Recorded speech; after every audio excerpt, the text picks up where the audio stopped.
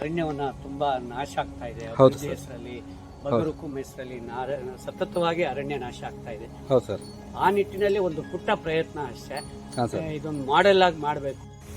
ನೋಡಿ ಸರ್, ಇದೊಂದು ವಿಶೇಷವಾದ ವೃಕ್ಷ ಇದು. ಹಾಂ ಸರ್. ಇದು ನಮ್ಮ ದೇಶದಲ್ಲೇ ಅತಿ ಹೆಚ್ಚು ಕಾಸ್ಟ್ಲಿಯೆಸ್ಟ್ ವೃಕ್ಷ ಅಂದ್ರೆ ಇದೆ. ಹಾಂ ಸರ್. ಇದಕ್ಕೆ ರಕ್ತಚಂದನ ಅಂತ ಹೇಳಿ. ರಕ್ತಚಂದನ. ಓಹೋ. ಪುಷ್ಪ ಆರ್ಯ ಅಲ್ಲು ಅರ್ಜುನ್ ಅವ್ರು ಮಾಡಿದಾರಲ್ಲ ಪುಷ್ಪ 2. ಹಾಂ. ಇದು ವೃಕ್ಷ.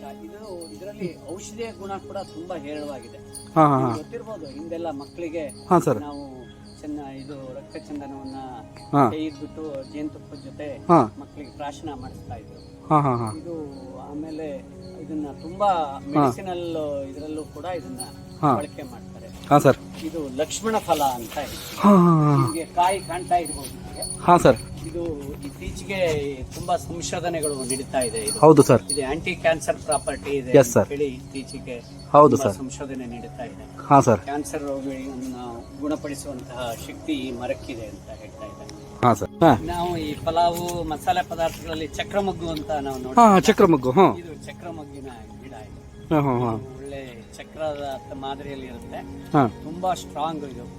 ಇದು ಕೂಡ ಔಷಧೀಯ ಗುಣವನ್ನ ನಾವು ನೋಡಬಹುದು ಇದರಲ್ಲಿ. ಇದನ್ನು ಕೂಡ ಆಯುರ್ವೇದಿ ಔಷಧಿ ಪದಾರ್ಥಗಳಲ್ಲಿ ಬಳಸ್ತೀವಿ.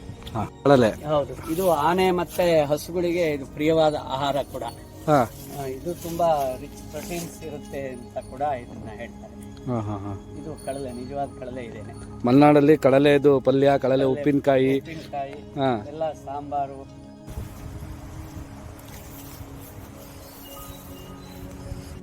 ರಂಜಲು ಅಂತ ಕೂಡ ಹೇಳ್ತೇನೆ. ರಂಜಲು. ಇದು ಒಂದು ಸಸ್ಯ ಪ್ರಾಣಿ ಪಕ್ಷಿಗಳಿಗೆ ತುಂಬಾ ಪ್ರಿಯವಾದ ವೃಕ್ಷ.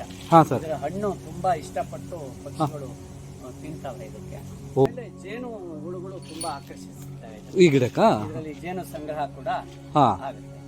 Okay okay. ಇದು ಹೆಸರೇನು ಸರ್? ರಂಜಲು. ರಂಜಲು ಅಥವಾ ಬಕ್ಕುಳ ಅಂತ. ಬಕ್ಕುಳ ವೃಕ್ಷ. ರೋಸ್ ಆಪಲ್ ಅಥವಾ ವಾಟರ್ ಆಪಲ್, ಪನ್ನೇರಳೆ ಗಿಡ ಅಂತ ನಾವು ಅಚ್ಚ ಕನ್ನಡದಲ್ಲಿ ಕರಿತೀವಿ.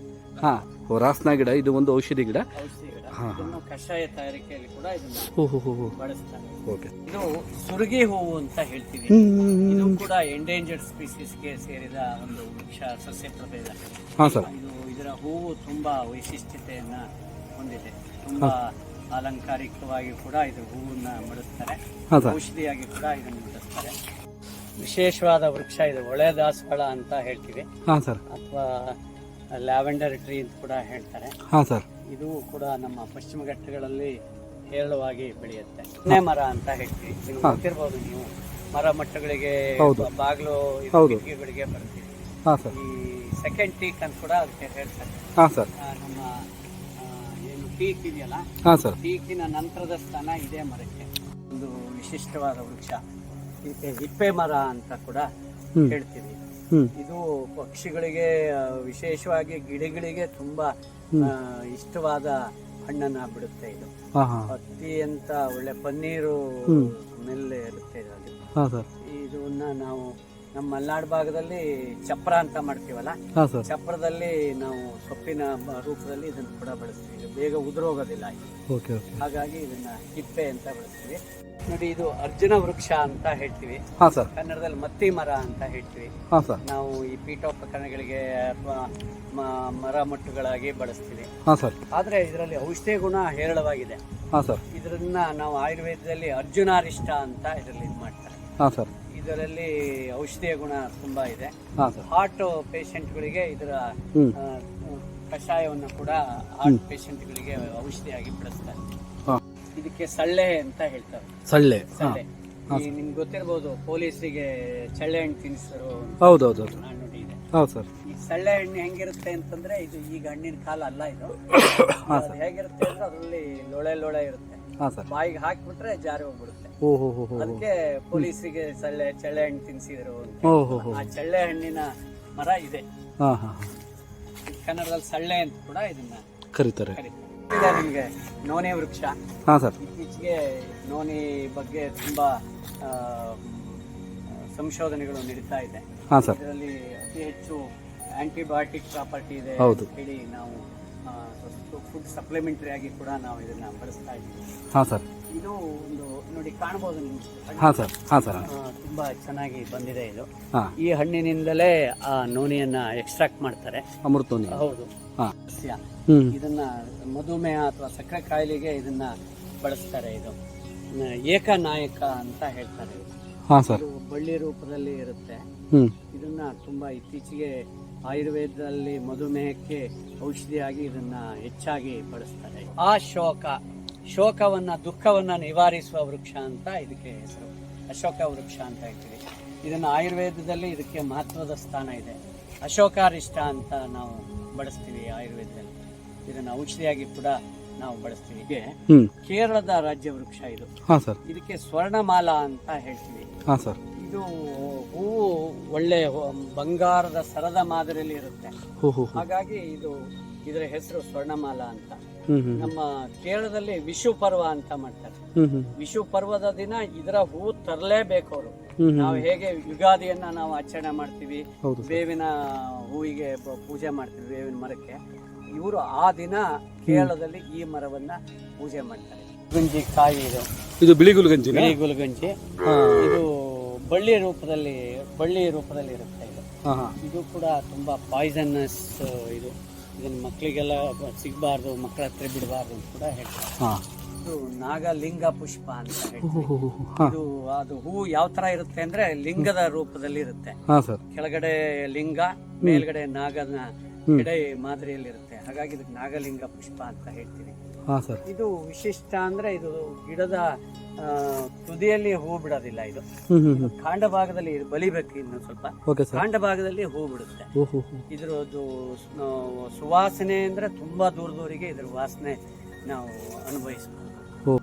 ಇದರಲ್ಲೆಲ್ಲ ಮೇಲ್ಗಡೆ ಕೆಂಪುಗೊಂದು ಹಣ್ಣು, ಅದು ಚೆರಿ ಫ್ರೂಟ್ ಅಂತ ಹೇಳ್ತೀವಲ್ಲ.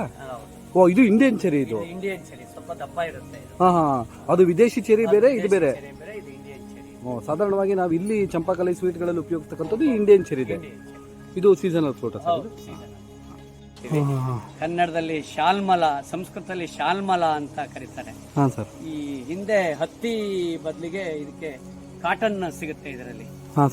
ಇದನ್ನ ಹತ್ತಿ ಬದಲಿಗೆ ಇದರ ಹೂವಿನ ದಿಂಬು ಹಾಸಿಗೆಗೆ ಇದನ್ನ ಬಳಸ್ತಾರೆ. ಇದೊಂದು ವಿಶೇಷ ಅಂತಂದ್ರೆ ಯುಗಾದಿ ದಿನ ಈ ಮರದ ಪೂಜೆ ಮಾಡಬೇಕು ಪ್ರತೀತಿ ಇದೆ. ನಮ್ಮ ಇಡೀ ಮಲೆನಾಡನ್ನ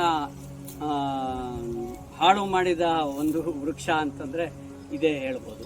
ಇದು ನಮ್ಮ ಸರ್ಕಾರದ ಯೋಜನೆಯಾದ ನಮ್ಮ MPM ಪೇಪರ್ ಕಾರ್ಖಾನೆಗೆ ಪಲ್ಪ್ಗೋಸ್ಕರ ನಮ್ಮ ಇಡೀ ಮಲೆನಾಡನ್ನು ಸಂಹಾರ ಮಾಡಿ ಇದು ಏಕ ಬೆಳೆಯನ್ನು ನಾಟಿ ಮಾಡಿ ಸರ್ಕಾರ ನಮ್ಮ ಮಲೆನಾಡು ಭಾಗವನ್ನು ಸಂಪೂರ್ಣ ಹಾಳು ತೆಗೆದು ಇದಕ್ಕೆ ಇತ್ತೀಚೆಗೆ ಸುಮಾರು ನಾವೆಲ್ಲ ಅಕೇಶಿಯಾ ನಿರ್ಮೂಲನೆಗಾಗಿ ಸಾಕಷ್ಟು ಹೋರಾಟಗಳನ್ನು ಕೂಡ ನಾವು ಮಾಡಿದ್ವಿ. ಇದಕ್ಕೆ ಲೆಮನ್ ಗ್ರಾಸ್ ಅಂತ ಹೇಳ್ತೀವಿ ಅಥವಾ ಮಜ್ಜಿಗೆ ಹುಲ್ಲು ಅಂತ ಹೇಳ್ತೀವಿ. ನಾವು ಇದನ್ನು ಔಷಧಿಯಾಗೂ ಬಳಸ್ತಾರೆ. ಹಾಗೇನೆ ನಮ್ಮ ಜ್ಯೂಸ್ಗಳಲ್ಲಿ ನೀರನ್ನು ಶುದ್ಧೀಕರಿಸಲಿಕ್ಕೆ, ಆಮೇಲೆ ಮಜ್ಜಿಗೆ ಜೊತೆ ಕೂಡ ಇದನ್ನು ಬಳಸ್ತಾರೆ. ನೀವು ನೋಡ್ಬೋದು ಕೇರಳ ಭಾಗದಲ್ಲಿ ನೀರಿಗೆ ಇದನ್ನ ಹಾಕಿಬಿಟ್ಟು ಕೊಡ್ತಾರೆ. ಹಾಗೆ ಕೆಲವು ಈ ದೇವರಿಗೆ ಅಭಿಷೇಕಕ್ಕೆ ತೀರ್ಥ ತಯಾರಿಕೆಯಲ್ಲಿ ಕೂಡ ಇದನ್ನ ಬಳಸ್ತಾರೆ. ತ್ರಿಫಲ ಚೂರ್ಣ ಅಂತ ನಾನು ಹೇಳಿದೆ ಆಗ್ಲೇ. ಈ ಆಯುರ್ವೇದದಲ್ಲಿ ಅತ್ಯಂತ ಮಹತ್ವದ ಸ್ಥಾನ ಇರೋದು ತ್ರಿಫಲ ಚೂರ್ಣ. ಅದು ಅಳಲೆ, ಆಮ್ಲ ಮತ್ತೆ ತಾರೆ ಅಂತ ಈ ಮೂರು ಮರದ ಕಾಯಿಯ ಬೀಜ ಪುಡಿ ಮಾಡಿ ತ್ರಿಫಲ ಚೂರ್ಣವನ್ನು ತಯಾರು ಮಾಡ್ತಾರೆ. ಇದು ಅತ್ಯಂತ ವಿಶಿಷ್ಟವಾದ ಆಯುರ್ವೇದಿಕ ಔಷಧಿ ಗುಣವನ್ನು ಹೊಂದಿದೆ. ವೃಕ್ಷ ಅಂತ ಹೇಳ್ಬೋದು. ಇದು ಮಲೆನಾಡು ಭಾಗದಲ್ಲಿ ನಮ್ಮ ಪಶ್ಚಿಮ ಘಟ್ಟಗಳಲ್ಲಿ ಹೇರಳವಾಗಿ ಬೆಳೆಯುತ್ತೆ.